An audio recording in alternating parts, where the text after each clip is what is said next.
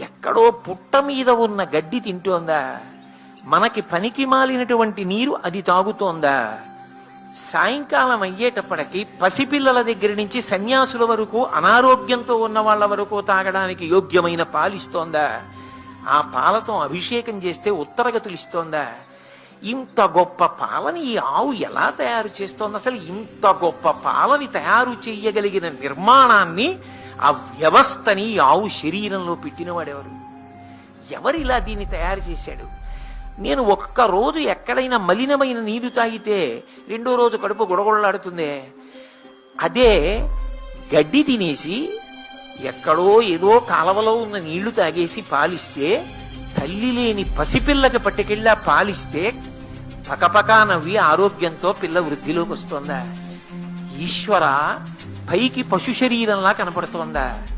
ఇంత అద్భుతమైన పదార్థం దాంట్లోంచి వస్తోందా?